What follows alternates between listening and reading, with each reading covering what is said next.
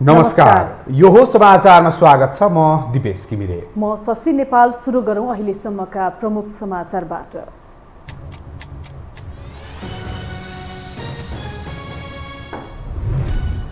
पटक पटक पेट्रोलियम पदार्थको मूल्य बढेपछि सदन र सडकमा देखियो आक्रोश। एमालेको अवरोधपछि सरकारका नाममा सभामुखको रुलिङ।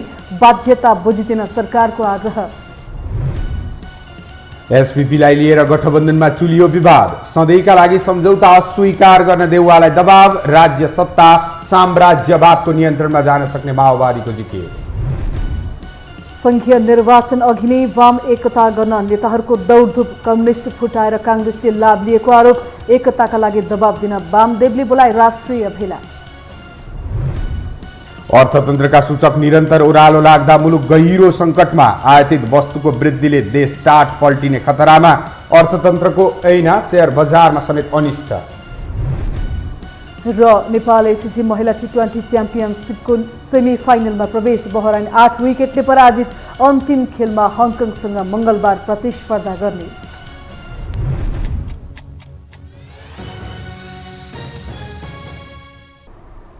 अब समाचार विस्तारमा।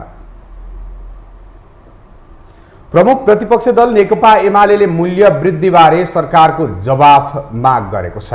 आज प्रतिनिधि सभा बैठक सुरु हुने बित्तिकै नेकपा एमालेकी सचिव एवं सांसद पद्मा अर्यालले मूल्य वृद्धिबारे मन्त्रीले तत्काल जवाफ दिनुपर्ने माग गर्नुभएको हो।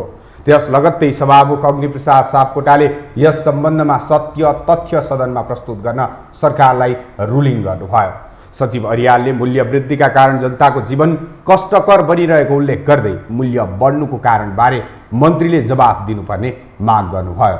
उहाँले सरकारले सो जवाफ नदिँदासम्म आफ्नो पार्टीले सदन चल्न नदिने बताउनुभयो। जनताको जीवन जसरी कष्टकर बनिरहेको छ यो कुरालाई नेकपा एमाले टुलुटुलु हेरेर बस्न सक्दैन। हामीले जनताका आवाजहरू यो सदनमा बोल्नै पर्ने हुन्छ सभामुख महोदय। त्यसैले मैले जनताको तर्फबाट नेकपा एमालेको तर्फबाट सम्माननीय सभामुख महोदय मार्फत यति छोटो समयमा यति ठुलो मात्राको मूल्य वृद्धि गर्नुपर्ने बाध्यता यो सरकारलाई के आइलाग्यो यसको जवाफ हामी चाहन्छौँ सम्माननीय सभामुख महोदय।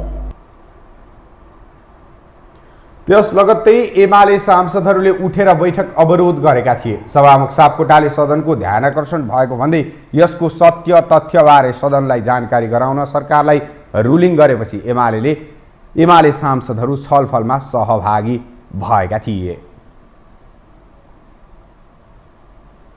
पेट्रोलियम पदार्थको मूल्य वृद्धि हालसम्मकै उच्च बिन्दुमा पुगेको छ।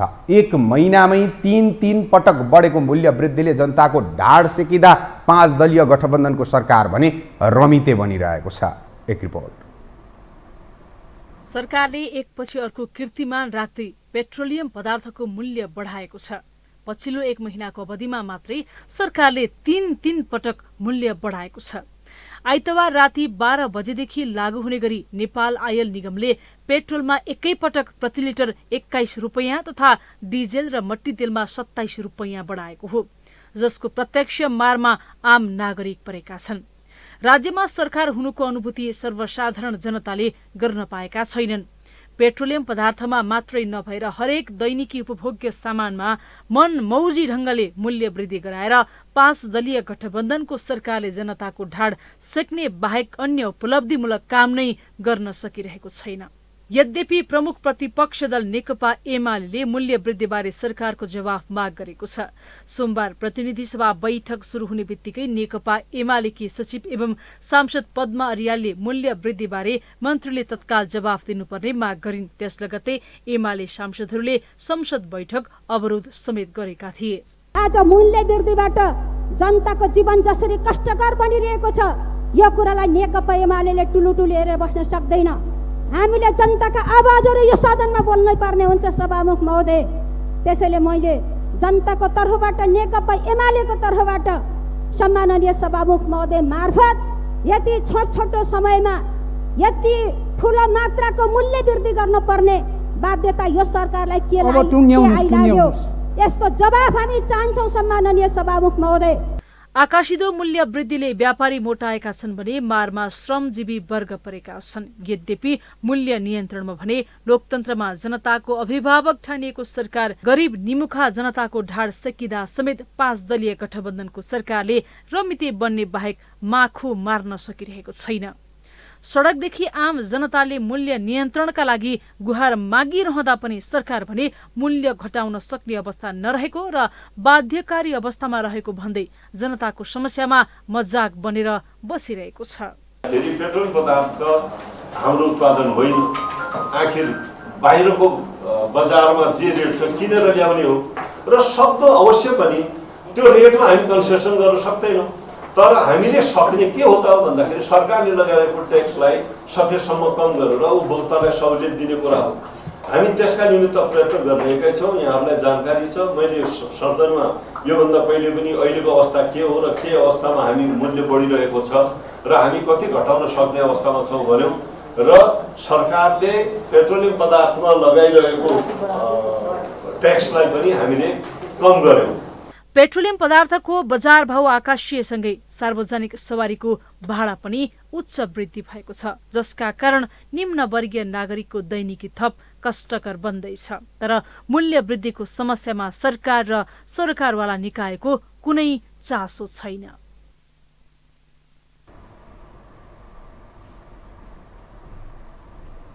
नेकपा माओवादी केन्द्रका नेता कृष्ण बहादुर महराले नेपाली शासक झुकेर स्टेट पार्टनरशिप प्रोग्राम एसपीपी सम्झौता गर्न सक्ने आशंका व्यक्त गर्नुभएको छ।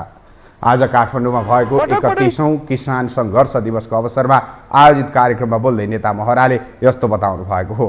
उहाँले सरकार, प्रतिपक्ष र विभिन्न राजनीतिक दलहरूले एसपीपी राष्ट्रहित विपरीत भनेपछि तत्कालका लागि सम्झौता रोकिए पनि शासक वर्ग झुकेर सम्झौतामा हस्ताक्षर हुन सक्ने आशंका गर्दै आम नागरिकहरू सचेत रहनुपर्ने बताउनुभयो। अब यो एसपीपी को सम्बन्धमा त केही समय टरिसक्यो। सरकारले बोल्यो हामी गर्दैनौँ, प्रतिपक्षले बोल्यो यो राष्ट्रहितको विरुद्ध छ, सबै पार्टीहरूले बोले, केही बाहिरहेका पार्टी, संसदमा बाहिरका पार्टीले वक्तव्य दिए र एसपीपी यो नेपालको राष्ट्रिय स्वाधीनताको विपरीत छ भन्ने कुरा भनिसकेपछि यो अहिले तत्काल सम्झौताबाट रोकिएको छ। पूर्व सभामुख समेत रहनुभएका महराले देशको राज्य सत्ता साम्राज्यवादको नियन्त्रणमा जान सक्ने आशंका व्यक्त गर्दै सबै नागरिकहरू तत्काल राष्ट्रिय स्वाधीनताको आन्दोलनमा होमिनुपर्ने बताउनुभयो। प्रस्तावित अमेरिकी स्टेट पार्टनरशिप प्रोग्राम एसपीपी को विषयले सत्तारूढ 5 दलीय गठबन्धनमा फेरि दोहोरो मत देखिएको छ।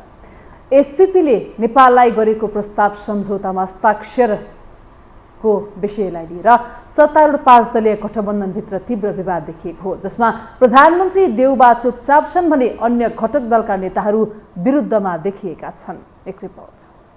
अमेरिकी स्टेट पार्टनरशिप प्रोग्राम एसपीपीले कूटनीतिक र राजनीतिक क्षेत्रमा तरङ्ग देखा पर्दा त्यसको प्रभाव सत्ता गठबन्धनमा पनि देखिएको छ। विशेषतः प्रधानमन्त्री शेरबहादुर देउवा यसमा मौन देखिँदा अन्य दलहरू भने यसको विरुद्धमा देखिएका छन्। सदनमै पनि सत्ता घटकका सांसदहरूले समेत एसपीपी पास गर्न नहुने पक्षमा आवाज उठाएका छन्। नेकपा माओवादी केन्द्रका प्रमुख सचेतक देव गुरुङले एसपीपी सम्झौता गरिए राष्ट्रघात हुने र नेपाली सेना आइपीएसको अङ्ग बन्न जाने अभिव्यक्ति दिएका छन्। नेपालको राष्ट्रिय स्वाधीनतामाथि ठूलो समस्या पैदा गर्ने बताएका उनले सरकारले यस प्रकारको सन्धि सम्झौता नगर्ने बताउँदै आएका छन्। यस्तै प्रधानमन्त्री देउवासँग उनकै पार्टी नेपाली कांग्रेसकै महामन्त्रीले पनि जवाफ मागेका छन्। बुधबार प्रतिनिधि सभामा बोल्दै नेपाली कांग्रेसका महामन्त्री गगन थापाले अमेरिकासँग गर्न लागेको भनिएको एसपीपी सम्झौता बारेमा प्रधानमन्त्रीको जवाफ माग गरेका छन् भने मंगलबार पनि महामन्त्री थापा र विश्वप्रकाश शर्माले देउवालाई भेटेर एसपीपी बारे प्रमुख प्रतिपक्षी दल नेकपा एमालेसँग पनि छलफल गरेर एसपीपी सधैँका लागि बन्द गर्न आग्रह गरेका छन्। यता प्रतिनिधि सभाको अन्तर्राष्ट्रिय सम्बन्ध समितिमा पनि यो विषय उठेको छ। समितिमा स्टेट पार्टनरशिप प्रोग्रामको दिशातर्फ गएमा नेपाल अमेरिकी सेनाको अखडा हुने सदस्यहरूको टिप्पणीका बीच डाक्टर भीम रावलले स्टेट पार्टनरशिप प्रोग्राममा नेपालले हस्ताक्षर गरिसकेको र अब नेपालले कुनै सम्झौता नै गर्न पर्दैन भनेर जबरजस्ती गर्ने भाषामा अमेरिका आएको बताएका छन्। यसबारे प्रश्न पार्न बारम्बार प्रधानमन्त्री देउवासँग आग्रह गरेका उनले प्रधानमन्त्रीले नेपाली जनतालाई संविधानले व्यवस्था गरे अनुसारको स्वाधीन परराष्ट्र नीतिको अनुसरण गर्नेछु, अमेरिकाले भने पनि म स्वीकार गर्दिन, म मान्दिन भनेर स्पष्ट भन्नुपर्ने माग राख्दै आएका छन्। यस्तो संवेदनशील कुरा छ, देश सैनिक गठबन्धनमा जाने कुरा ठट्टा हो, नेपालको संविधान मिच्ने कुरा हो। सोध्दै यस्तो महत्त्वपूर्ण विषयमा प्रधानमन्त्री नोबेलले केमा पाउनुहुन्छ? यस्तो कुरामा आएर संसदलाई प्रश्न नपारे केमा आउने? त्यो यो खेलाची जस्तो हुन्छ र? तपाईँहरू यदि सदस्य नहुने भने रद्द गरेको पत्र पठाउनुहोस् भनेर भनिसके त। अनि त्यसको जवाब प्रधानमन्त्री देशको ठुलो संस्था हो, उहाँ एकदम जिम्मेवार हो भन्ने, अनि त्यो ठुलो संस्था र जिम्मेवार भएको व्यक्तिले जिम्मेवारी बोध गरेर जवाब दिनु पर्दैन? एसपीपीका विषय महासेनाले आफ्नो धारणा प्रष्ट पारिसक्दा गठबन्धनकै अन्य नेताहरूले पनि यो पास नहुने बताइसकेका छन्। त्यस्तै स्वयं परराष्ट्र मन्त्री डाक्टर नारायण खड्काले समेत यसको च्याप्टर नै क्लोज भइसकेको बताइसकेका छन्। नेपाल कुनै सैन्य गठबन्धनमा सहभागी नहुने पनि उनले प्रष्ट पारेका छन्। एसपीपी नेपालको हितमा नरहेको र गृहमन्त्रीले आफ्नो धारणा राखिसकेकोले अब एसपीपीलाई धेरै उचाल्न आवश्यक नभएको उनको भनाइ थियो। तर पनि देउवाले संसद छल्न गरेको प्रपञ्चले भने आशंका जन्माएको छ। यही बीचमा उनको अमेरिका भ्रमणलाई पनि शङ्काको नजरले हेर्दै सांसदहरूले भ्रमणका बारेमा प्रश्न पार्नुपर्ने माग गरेका छन्। विगतमा पनि एमसीसीमा अन्य घटकको असहमतिको बावजुद पनि देउवाले पेलेरै पास गरेको उदाहरणले पनि धेरैलाई झस्काएको छ। प्रधानमन्त्री देउवाको अमेरिका भ्रमणका बेला कुनै सम्झौता हुने हो कि भन्ने भय सत्ता घटकका अन्य दलमा छ। फलत एसपीपी बारे श्वेतपत्र जारी गर्न माओवादी, एकीकृत समाजवादी र जसपाले जवाब समेत दिएका छन् भने यस क्षेत्रका जानकारहरूले पनि आशंका व्यक्त गर्न छोडेका छैनन्। उनीहरूले समेत देउवाले यसबारेमा प्रष्ट रूपमा आफ्नो धारणा अघि ल्याउनुपर्ने बताइरहेका छन्। ठुलो सङ्ख्या त कहीँ न कहीँ भइरहेको हुन्छ मानिसको मनमा। जबसम्म पक्र्दैन तबसम्म चोर भनेर भन्नु मिल्दैन, तर चाहिँ त मनमा त घुमिरहेको हुन्छ यो मान्छे चोर हो, यो मान्छे चोर हो भनेर। त्यस्तो किसिमले अहिलेको जुन अवस्था छ, यो अवस्था के भने यस्तो राखेर पठाएर केही गरेर चाहिँ यो चाहिँ लिक भयो। यसैबाट हामीले चाहिँ अमेरिकाले समात्न खोजेको थियो। यो सही गरिदिएको भए नेपाल गयो। लाग्छ कि अमेरिकन नै यो प्रस्ताव हो, लाग्छ, तर चाहिँ कागजमा ताउनु पर्यो अमेरिकाले दिएको। अब यो चाहिँ यसमा चाहिँ अमेरिकामा चाहिँ यो हाम्रो प्रधानमन्त्रीले चाहिँ स्पष्ट स्ट्यान्ड लिनुपर्छ। यो मान्दिनँ, यो देशको अहितमा छ, हाम्रो परराष्ट्र नीतिको अहितमा छ भनेर चाहिँ स्पष्ट अडान लिएर भन्नु सक्नुपर्छ। त्यो उहाँमा चाहिँ हिम्मत छैन। यसअघि एमसीसीको विषयमा पनि सडन र सडक दुवै तातिएको थियो, तर एमसीसीको विपक्षमा देखेकाहरूले नै अन्ततः सत्ता गुमाउनु पर्ने चिन्ताले पास गर्न बाध्य भएका थिए। अहिले एसपीपीको विषयमा पनि आरोप प्रत्यारोपले वास्तविक विषय ओझेल पर्न थालेको छ, जसमा प्रधानमन्त्रीकै मौनता रहस्यपूर्ण बन्दै गएको छ। अग्रगमनका लागि बनाइएको भनिएको सत्ता गठबन्धन आन्तरिक किचलोमा फँसेको छ। निल्नु न ओकल्नु बनेको गठबन्धनको आन्तरिक हानथापका कारण आम जनता भने शास्ति खेपिरहेका छन्। कसरी सत्ता टिकाउने भन्ने खेलमा गठबन्धन लाग्दा न त सरकारले चाहे जस्तो काम गर्न सकेको छ, न त पार्टीहरूको आन्तरिक एकता बलियो हुन सकेको छ। एक रिपोर्ट। संविधान र गणतन्त्रको रक्षाका लागि 5 दलीय गठबन्धन बन्दै गर्दा एमाले अध्यक्ष केपी शर्मा ओलीको आरोप थियो राष्ट्र निर्माणका लागि नभई आफ्नो निहित स्वार्थ परिपूर्ति गर्न र अस्तित्व बचाउनका लागि लोभी पापीले गठबन्धन गरे। एक्लै चुनावमा प्रतिस्पर्धा गर्न नसक्नेहरू एक भए आफ्नै दलको सरकार ढालेर विपक्षीलाई किस्तीमा बुझाए। ओलीको यही आरोपका बीच गठबन्धन दलहरू भने यो अग्रगमनको सरकार भएको दाबी गर्न लागि परेका थिए। निकै लामो आन्दोलन गरेर ल्याइएको सङ्घीय लोकतान्त्रिक गणतन्त्रको रक्षा गर्न र नेपालको संविधान 2072लाई बचाउन गठबन्धनमा गएको बताउने उनीहरूले मुद्दा हेरेर गरिएको चुनावी एकताले सङ्घीय लोकतान्त्रिक गणतन्त्रलाई कमजोर होइन मजबुत बनाउने बताएका थिए। तर यसबीचमा एमसीसी चुनावको मिति घोषणा एसपीपीसम्म आउँदा गठबन्धन लर्खराउने अवस्थामा पुगेको छ। स्थानीय तह निर्वाचनको नतिजाले केहीको मन कुडिएको छ। वाम गठबन्धनको धम्की र प्रधानमन्त्री बन्ने अफरको खुलासा गर्दै उनीहरू हिस्सेदारीको लडाईँ गरिरहेका छन्। यही बीचमा नेकपा एकीकृत समाजवादीका अध्यक्ष माधव कुमार नेपालले प्रतिनिधि सभा र प्रदेश सभा चुनावसम्म गठबन्धन कायम रहने बताएका छन्। निर्वाचन प्रणालीले नै गठबन्धन गर्न बाध्य पारेको बताएका उनले एउटै दलको बहुमतको सम्भावना एकदमै कम रहेका कारण यो अवस्था आएको बताएका छन्। नेपालले गठबन्धनको सम्बन्ध सरकार निर्माणसँग जोडिरहँदा काङ्ग्रेसका नेताहरू समेत अहिलेकै गठबन्धनलाई जोगाएर निर्वाचनमा जाने पक्षमा देखिएका छन्। 40% सिट समानुपातिक निर्वाचन प्रणालीबाट तय हुने मत प्रतिशतको आधारमा तय हुने जुन हाम्रो चाहिँ संवैधानिक व्यवस्था छ, त्यो व्यवस्थाको कारणले गर्दा कुनै एउटा दलले पूर्ण बहुमत ल्याउन सक्ने अवस्था चाहिँ छैन। त्यो हुनाले पनि मलाई लाग्छ अहिले जुन गठबन्धनमा हामी गएको छौँ एउटा न्यूनतम लय मिलेको छ। पछि गठबन्धन कोसँग गर्ने भनेर चाहिँ निर्वाचनपछि खोज्दै हिँड्नुहुन्न, अगाडि नै एउटा समझदारीमा हामी चाहिँ जान सक्दाखेरि मलाई लाग्दछ भोलि यो सरकार बन्ने कुरा पनि सहज हुन्छ।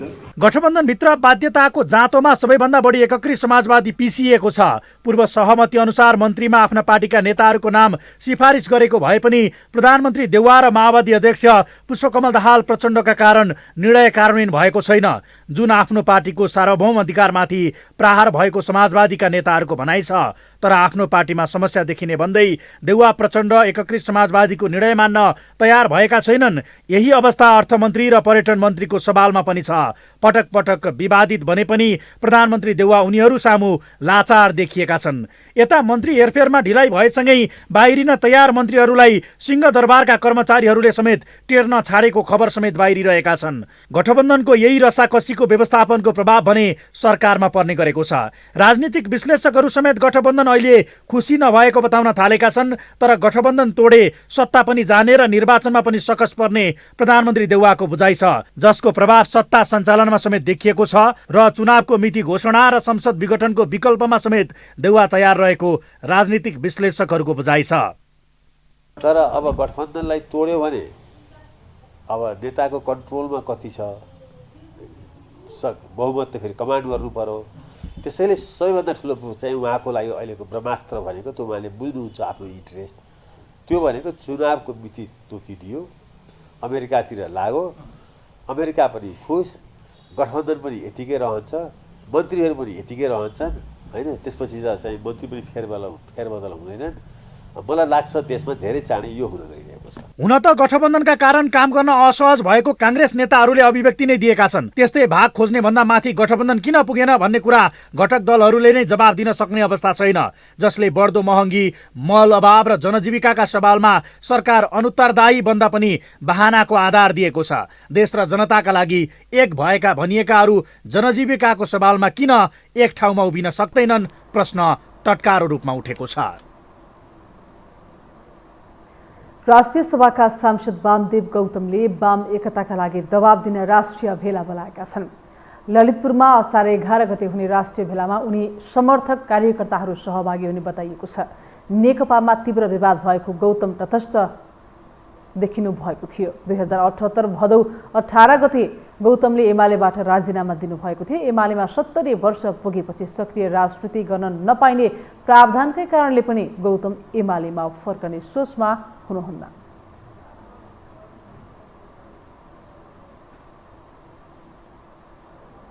हामीसँग समाचार बाँकी नै छन्, अहिलेलाई विश्राम।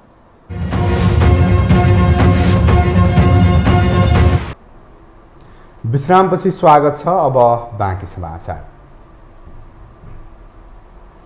आइतबार काठमाडौँमा 2 जनामा हैजाको जीवाणु भेटिएको छ। टेकु स्थित शुक्रराज ट्रपिकल तथा सरुवा रोग अस्पतालमा उपचाररत 2 जनामा हैजाको जीवाणु पुष्टि भएपछि चासो बढेको छ। साथै सरकार र चिकित्सकहरूले आम सर्वसाधारणलाई सतर्क रहन आग्रह गरेका छन्।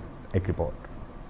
कोलेरा भिभिब्रो कोलरी नामक जीवाणुको संक्रमणका कारण लाग्ने हैजा काठमाडौँमा देखा परेको छ। टेकु स्थित शुक्रराज ट्रपिकल तथा सौरा रोग अस्पतालमा आइसियुमा उपचाररत 2 जना बिरामीमा हैजाको जीवाणु भेटिएको हो। बागबजारमा बस्दै आएका एकै परिवारका 2 सदस्यमा हैजाको जीवाणु भेटिएको थियो। सोमबार पुनः हैजाको लक्षण भएका आइसियुमा उपचाररत 3 जनाको एन्टिजेन पोजिटिभ आएको छ। उनीहरूको कल्चरको रिपोर्ट भने आउन बाँकी रहेको अस्पतालले जनाएको छ। स्वास्थ्य तथा जनसङ्ख्या मन्त्रालयले उपत्यकाका सबैलाई सतर्क रहन र हैजा सम्बन्धी कुनै पनि लक्षण देखिएमा तुरुन्तै नजिकको स्वास्थ्य संस्थामा सम्पर्क राख्न अनुरोध गरिरहेको छ। उमालेर मात्रै पानी पिउन र साबुन पानीले पटक पटक हात धोइरहन आग्रह गरेको छ।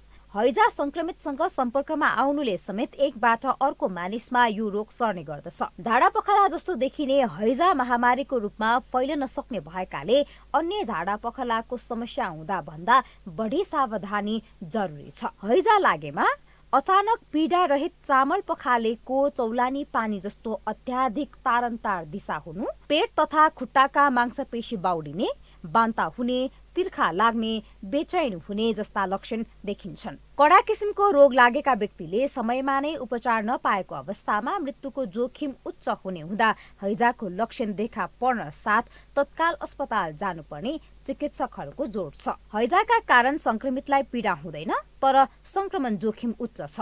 पिउने पानी र खानेकुरा नै हैजाको प्रमुख कारण भएकाले यसमा सतर्कता अपनाउन चिकित्सकहरूको आग्रह छ। काठमाडौँमा हैजा पुष्टि भएकाले अन्यमा पनि हैजा फैलिएको हुन सक्ने चिकित्सकहरूको आशंका छ।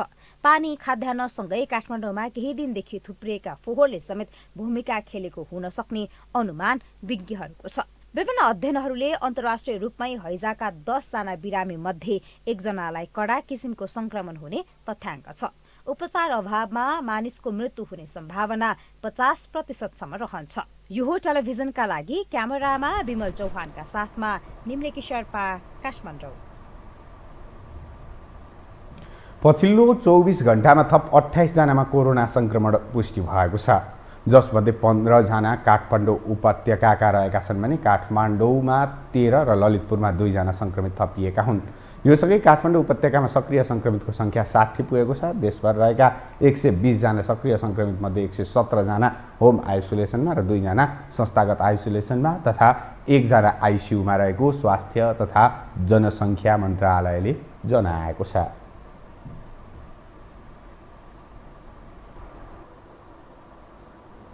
अब बाँकी समाचार। सर्वोच्च अदालतले वर्गीकरण नभएका जग्गा बैंक तथा वित्तीय संस्थामा धितो नपाउने सरकारको निर्णय कार्यान्वयन नगर्न अन्तरिम आदेश दिएको छ। सरकारले जग्गालाई कृषि र गैर कृषिको रूपमा वर्गीकरण गरेर मात्रै बैंकमा धितो राख्न पाइने र त्यसपछि मात्रै कर्जाको प्रक्रिया सुरु हुने गरी नयाँ भू उपयोग नीति लागू गरेको छ। तर नियमावली कार्यान्वयनका विरुद्धमा परेको निवेदनमाथि सुनवाई गर्दै न्यायाधीश ईश्वर प्रसाद खतिवडाको इजलासले अहिले नै जग्गाको वर्गीकरण भइ नसकेको अवस्थामा जग्गा धितो राख्न नपाउने व्यवस्था कार्यान्वयन गर्नु नागरिकको मौलिक हक विपरीत हुने भन्दै यस्तो आदेश जारी गरेको हो।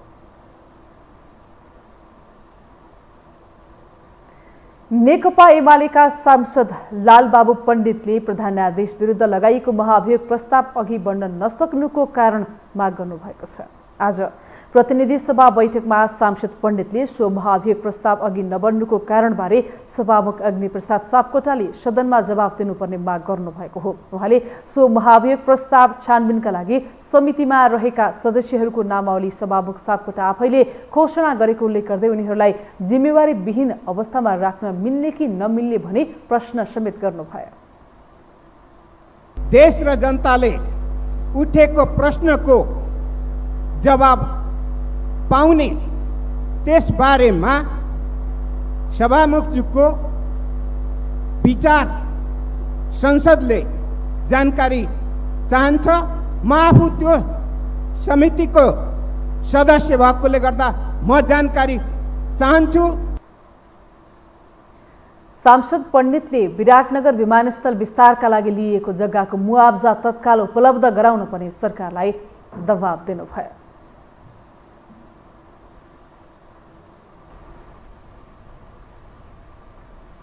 अब पालो आर्थिक समाचारको।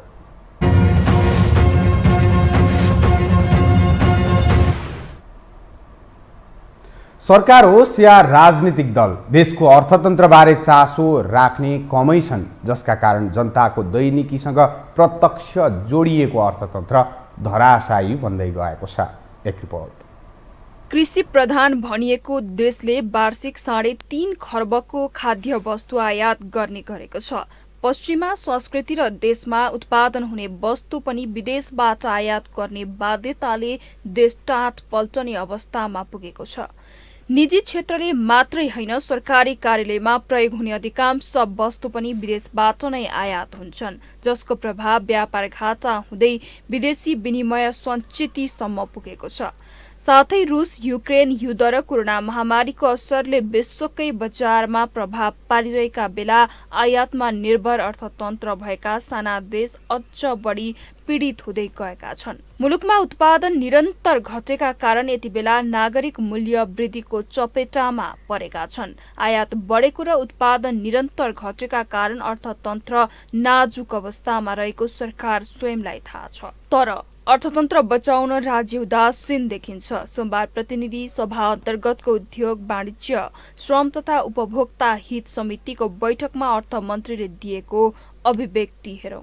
हाम्रो देशको उद्योगलाई फस्टाउनको लागि सरकारले भने जस्तै केमा आग्रह गर्न सकिन्छ भन्ने कुरालाई ध्यान दिएर बिस्कुटको कुरामा है अब त्यो मार्जिन राख्ने कुरा फरक परिस्थिति थियो, हामीले बन्द गर्न पाउँदैन। डब्ल्युटिओ को सम्झौताका कारणले अर्को के छ रे साप्टाको कारणले गर्दा हामीले बन्द गर्न पाउने छैन। त हिजो भएको हस्ताक्षर चाहिँ आज त्यो हस्ताक्षर अर्थमन्त्रीले हटाउन त सक्दैन, सभापति हजुरले पनि सक्नुहुन्न, हामी कोही सक्दैनौँ। चुलिदो वैदेशिक व्यापार घाटा बैंकिङ क्षेत्रले कोरोना कालमा सहुलियतमा जारी गरेको कर्जा र पुनः कर्जा कार्यक्रमको रकम व्यवसायीले खराब लगानीमा खर्चिँदा अर्थतन्त्रमा नकारात्मक असर परेको कतिपयको विश्लेषण छ। विप्रेषण आप्रवाहमा कमी, आयातमा वृद्धि, हुन्डी सहित अवैध माध्यमबाट कारोबार, बढ्दो शोधानान्तर घाटा, उच्च मूल्य वृद्धि, घट्दो वैदेशिक मुद्रा सञ्चितले समग्र अर्थतन्त्र र जनजीवनमा गम्भीर प्रभाव पारिरहेको छ।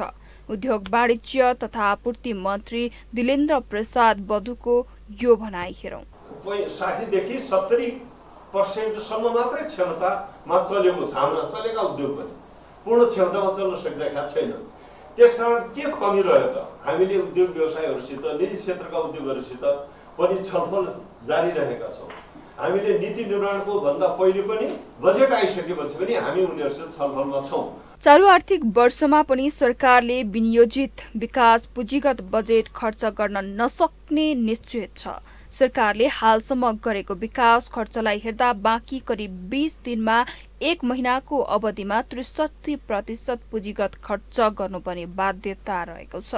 मुस्किलले 1 महिनामा 10% समेत विकास गर्न नसक्ने सरकारले बाँकी समयमा उक्त रकम खर्च गर्न सक्ने कुनै आधार देखिँदैन, जसका कारण पनि अर्थतन्त्र चलायमान भएका छैनन्। सरकारले खर्च गर्छु भनेर जुन चाहिँ विकासको खर्च छ नि, पुँजीगत खर्च भनेको छ, त्यो चाहिँ गर्न नसकेको परिस्थिति छ। अब त्यो नसक्नुको पछाडिपट्टिको कारणहरू सरकार बीचमा गयो, नयाँ सरकार आयो, 7 दिन त एक प्रकारले 5 वटा पैसा पनि सरकारले आफूसँग पैसा भएर पनि खर्च गर्न नसक्ने अवस्था सिर्जना भयो नि, एउटा त्यो भयो। अनि अर्को कुरो बजेट चाहिँ कर सङ्कलन हुने तर खर्च नहुने त्यस्तो परिस्थिति पर्दियो।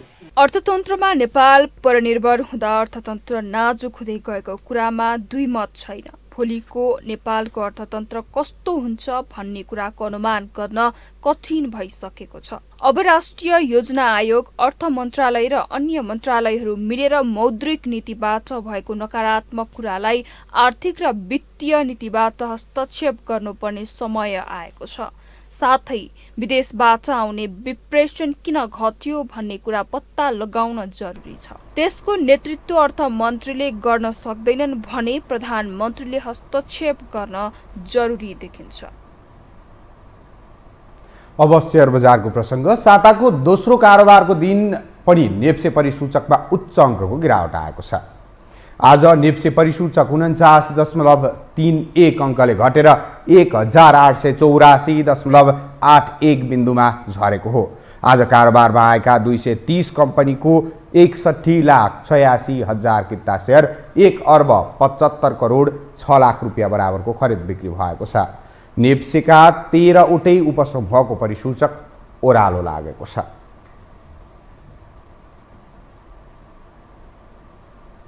हामीसँग अन्तर्राष्ट्रिय र खेल समाचार बाँकी नै छन्। अहिलेलाई विश्राम।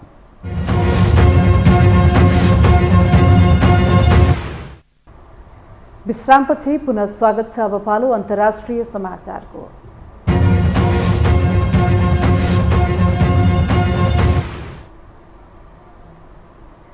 फ्रान्सका राष्ट्रपति इमानुएल म्याक्रोनले संसदमा बहुमत गुमाउने अवस्था आएको छ। राष्ट्रपतिमा पुनर्निर्वाचित भएको 2 महिनाभन्दा कम समयमै प्रतिस्पर्धी दलहरूले बलियो प्रदर्शन गरेपछि म्याक्रोले संसदको तल्लो सदनमा नियन्त्रण गुमाउने अवस्था आएको हो। उनले बलियो बहुमतका लागि मतदातालाई आह्वान गरेका थिए, तर म्याक्रोको मध्यमार्गी गठबन्धनले चुनावमा दर्जनौं सिट गुमाएको छ, जसका कारण फ्रान्सेली राजनीति ध्रुवीकृत हुन पुगेको छ। अब पालो खेल समाचारको।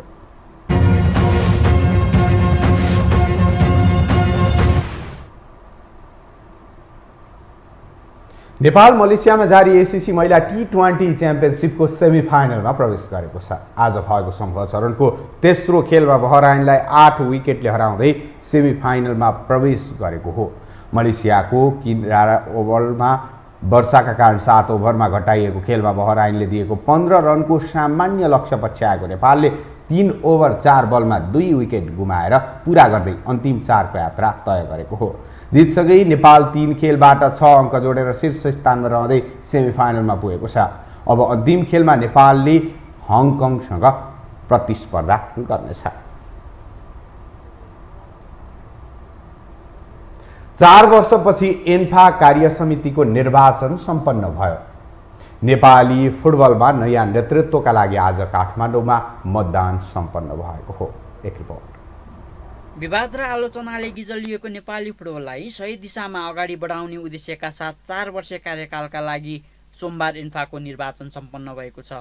भ्रष्टाचार र अनियमितताको दलदलमा फँसेको एन्फालाई त्यसबाट मुक्त गराउन 21 सदस्यीय केन्द्रीय कार्य समितिको अबको केही बेरमा नै टुङ्गो लाग्दैछ। एन्फा चुनावका लागि 1 अध्यक्ष, 1 वरिष्ठ उपाध्यक्ष, 4 उपाध्यक्ष र 2 महिला सहित 15 सदस्य गरी 21 सदस्यीय कार्य समितिका लागि मतदान सम्पन्न भएको थियो। बिहान 9 बजे राजधानीको एक रिसोर्टमा सम्पन्न निर्वाचनमा सुरुवाती उद्घाटन सत्र र त्यसपछि निर्वाचन प्रक्रिया अघि बढेको थियो। उम्मेद्वारको घोषणा गरेदेखि नै मत माग्नमा व्यस्त उम्मेद्वारको मेहनत मतदान केन्द्रमा पनि देखियो। एन्फा मतदान केन्द्रमा उम्मेद्वारहरू मतदातालाई रिझाइरहेका थिए। मतदानको अघिल्लो दिनहरू र मतदान हुने दिनसम्म आइपुग्दा सकारात्मक प्रतिक्रिया आए पनि माहौल भने केही ध्रुवीकरण भएको छ, तर पनि चुनाव स्वच्छ भएको उम्मेद्वार बताउँछन्। साथीहरूले अब कुराहरू सुन्दाखेरि यो गर्दाखेरि त चाहिँ नि पोजिटिभै कुरा गरिरहेछन्, तर अब अर्कोतिरबाट यसो एङ्गल चाहिँ नि एनालिसिस गर्दाखेरि चाहिँ नि कतै अब ध्रुवीकरण भइरहेको हो कि जस्तो पनि देखिरहेको छु होइन। अब मैले हुन त के छ भने मेलबाटै सबै साथीहरूलाई घोषणापत्रहरू पठाएको थिएँ होइन। कतिले पाउनु भएको रहेछ, कतिले पाउनु भएको छैन, यहाँ पनि बाँड्छु होइन। अनि अब इन जनरल के छ भनेदेखि एउटा स्वच्छ प्रतिस्पर्धाको वातावरण देखिया छ। 4 वर्षपछि हुन लागेको आसन्न निर्वाचनमा मतदाताले सही व्यक्तिलाई चयन गर्नेमा उम्मेद्वारहरू ढुक्क छन्। नेपाली फुटबललाई सही नेतृत्वको खाँचो भएको र त्यो नेतृत्व आफ्नो प्यानलले मात्र गर्न सक्ने शेर्पा पक्षको बुझाइ छ। आफ्नो प्यानलले 4 वर्षका लागि सबै कार्ययोजना बुनिसकेकाले जितपछि सो कार्ययोजनालाई लागू गर्ने उनीहरूको उद्देश्य रहेको छ। तत्काल हामीले क्यालेन्डरहरूको निकाल्छौँ, जो 4 वर्षको सर्ट टर्म प्रोग्रामहरू र लङ टर्म भिजनमा गर्ने कुराहरू र सबै क्यालेन्डरमा निकाले त्यही क्यालेन्डर अनुसार चाहिँ हामीले मिटिङ सबै कार्यसमितिको मिटिङ राखेर नयाँ कार्ययोजनाहरू प्रस्तुत गर्छौँ। अलमदारीको भविष्यमा प्रतिवेदनमा जे छ त्यो प्रतिवेदनलाई चाहिँ नि यो नयाँ आउने कार्यसमितिले चाहिँ नि राम्रैसँग त्यसलाई अध्ययन गरेर त्यो प्रतिवेदनमा उल्लेख भएका कुराहरू र बुदाहरूलाई राम्रोसँग अध्ययन गरेर जुन गर्नुपर्ने निर्णय थियो त्यही निर्णय सकारात्मक रूपमा अगाडि बढ्छ भन्ने लाग्छ। स्थानीय निर्वाचनमा स्वतन्त्रबाट आएको नतिजा र आगामी प्रतिनिधि सभाको निर्वाचनमा स्वतन्त्रमा उठ्ने लहर चलिरहेको बेला एन्फा पनि यसबाट अछुतो रहेको छैन। विगतका दिनमा एन्फा नेतृत्वको कामबाट चित्त नबुझाउने निकै छन्। गुटबन्दी, नातावाद, कृपावादले नेपाली फुटबल झनै खस्कदो अवस्थामा पुगेको भन्दै केही गर्ने अठोटका साथ फुटबलमा पनि स्वतन्त्रबाट चुनावमा होमिएका छन्। नेपाली फुटबलको विकास भएन क्या। यहाँ गुटबन्दी, नातावाद, कृपावाद अहिले पनि त्यस्तै भयो र फुटबलमा गएर म लागेर फुटबल गर्छु र देशको लागि गर्दा 5 वर्षमा के उपलब्धि भयो त? त्यसको लागि चाहिँ म डाइसिङ दिन चाहिँ त्यहाँ हो। दक्षिण एसियाभन्दा माथि उठ्न नसकेको नेपाली फुटबलले अब नयाँ कार्य समिति पाउँदै गर्दा उसँग चुनौती पनि प्रशस्तै छन्। चुनौतीका बीच कार्य समितिमा चाहे जो आए पनि सबैको साझा एजेन्डा भने एन्फाको सुधार नै हुनुपर्नेछ। सबैसँग सहकार्य गरेर अघि बढे मात्र नेपाली फुटबलको विकास सम्भव छ। यो हो टेलिभिजनका लागि क्यामेरामा सिरज श्रेष्ठका साथ निरज कोइराला, काठमाडौँ। अब मौसम सम्बन्धी जानकारी।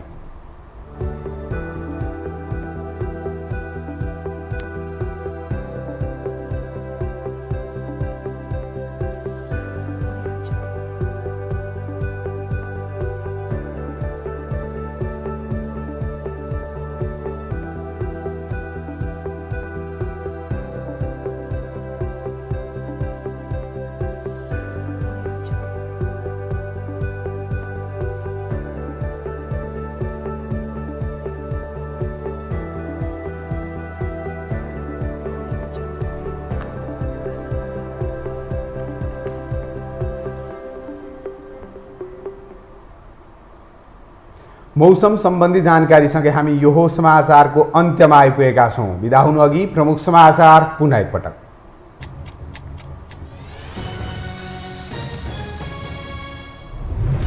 पटक पटक पेट्रोलियम पदार्थको मूल्य बढेपछि सदन र सडकमा देखियो आक्रोश। एमालेको अवरोधपछि सरकारका नाममा सभामुखको रुलिङ, बाध्यता बुझिदिन सरकारको आग्रह। एसपीपीलाई लिएर गठबन्धनमा छिरियो विवाद, सधैँका लागि सम्झौता स्वीकार गर्न देउवालाई दबाब, राज्य सत्ता साम्राज्यवादको नियन्त्रणमा जान सक्ने माओवादीको जिकिर। सङ्घीय निर्वाचन अघि नै वाम एकता गर्ने नेताहरूको दौडधुप, कम्युनिस्ट फुटाएर काङ्ग्रेसले लाभ लिएको आरोप, एकताका लागि दबाब दिन वामदेवले बोलाए राष्ट्रिय भेला। अर्थतन्त्रका सूचक निरन्तर ओह्रालो लाग्दा मुलुक गहिरो सङ्कटमा, आयातित वस्तुको वृद्धिले देश टाट पल्टने खतरामा, अर्थतन्त्रको ऐना शेयर बजारमा समेत अनिष्ट। नेपाल एसीसी महिला टी20 च्याम्पियनसिपको सेमिफाइनलमा प्रवेश, बहराइन 8 विकेटले पराजित, अन्तिम खेलमा हङकङसँग मङ्गलबार प्रतिस्पर्धा गर्दै।